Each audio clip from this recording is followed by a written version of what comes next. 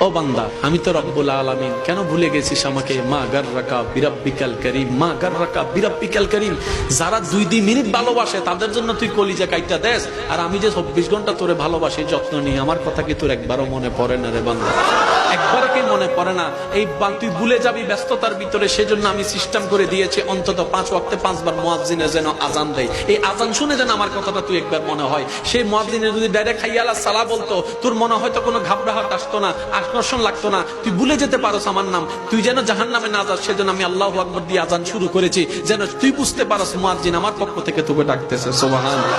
ও বান্দা, মা গাররাকা বিরাব্বিকাল কারীম, আমি কি তোকে সকালে নাস্তার ব্যবস্থা করে দিই নেই? তোর বউয়ে, তোর মা, তোর বোনে হয়তো রান্না করেছে, রেডি করেছে, কিন্তু নাস্তার রিজিকটা তো আমি দিয়েছি। পাউরিটার রিজিক হওয়া তো আমি দিয়েছি, পানিটা তো আমি দিয়েছি, খাবার নিয়ামত তো আমি দিয়েছি, পাকস্থলী তো আমি দিয়েছি, হজম শক্তি তো আমি করিয়েছি। বান্দা সুবহানাল্লাহ। ও বান্দা, তুই যে দুপুর বেলা ঘরে আসবি কিংবা বাহিরে তুই খাবারটা খাবি, সেই খাবারটাকে, ভাতটাকে আজকে যেটা তুই রান্না করে দুপুর বেলা খেয়েছিস, খাবি, ওই খাবারটা তোকে খাওয়ানোর জন্য 6 মাস আগে, 7 মাস আগে আমি অমুক জায়গায় কৃষককে মাঠে নামিয়ে দিয়েছি, দান হিসেবে ওটা তুলেছি। ও বান্দা, আমি কি তোর যত্ন নিই না? তুই সবাইরে মনে রাখলি, শুধু আমাকেই ভুলে যাচ্ছিস, আমাকে ভুলে যাচ্ছিস, আমাকে ভুলে যাচ্ছিস। বান্দা, আমি কি তোকে সর্বোচ্চ ভালোবাসি নাই? আমি কি বলি নাই আলহামদুলিল্লাহ রাব্বিল আলামিন? আমি কি বলি নাই আর রহমানির রহিম? আমি কি বলি নাই লা তাকনাতু মির রাহমাতিল্লাহ? বান্দারে, মনে রাখবি, ইচ্ছাই হোক অনিচ্ছাই হোক, একদিন আমার কাছে তোর আসতেই হবে, আসতেই হবে। কুল্লু নাফসিন যায়িকাতুল মউতের মাধ্যমে আমার কাছে আসতে হবে। কিন্তু আমি চাই ওই আসার দিনের আসার আগে তুই স্বইচ্ছায় সজ্ঞানে সবকিছু সারেন্ডার করে আমি রবের দরবারে ঝুঁকে যা। একবার বল তওবা কর, একবার একবার একবার একবার তওবা কর। পৃথিবীর গুনাহ এমন কেউ নেই মাফ করতে পারে, কিন্তু আমি আল্লাহ চাইলে সেই গুনাহ মাফ করে দিতে পারি। চিৎকার করে রবকে বলে, মাওলা ভুল করেছি, ভুল করেছি, ভুল করেছি, একটা সুযোগ দাও।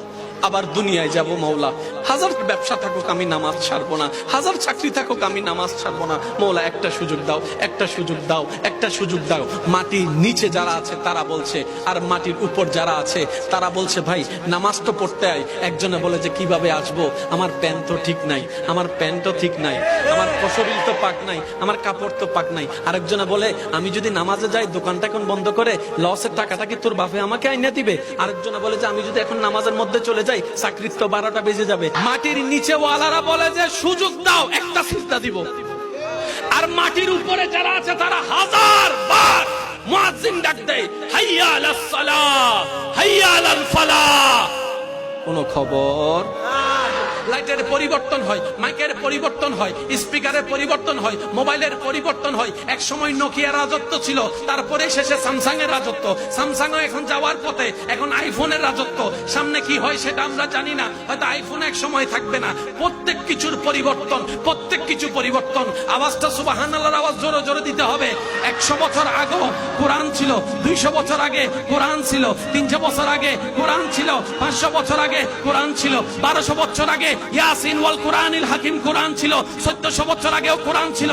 2023 সালে কোরআন আছে, 25 সালে থাকবে, 26 সালে থাকবে, 30 সালে থাকবে, 40 সালে থাকবে, 50 সালে থাকবে, 80 সালে থাকবে, 90 সালে থাকবে, 3000-এ থাকবে। পৃথিবী থাকলে 3100 বছরও থাকবে। আমি থাকবো না, আপনি থাকবেন না, দাদা থাকবে না, নানা থাকবে না, এই থাকবে না, সেই থাকবে না, কোরআন থাকবে। একজন পণ্যওয়ালা বলবে আলহামদুলিল্লাহি রাব্বিল আলামিন আর রহমানির রহিম মালিকি ইয়াউমিদ্দিন ইয়াকা নাবুদু ওয়া ইয়াকা নাস্তাইন। আরেকজনে বলবে ইয়াসিন ওয়াল কুরআনিল হাকিম। একজনে বলবে কুল হুয়াল্লাহু আহাদ। একজনে বলবে কুল আউযু বিরাব্বিন নাস মালিকিন নাস ইলাহিন নাস মিন শাররিল ওয়াসওয়াসিল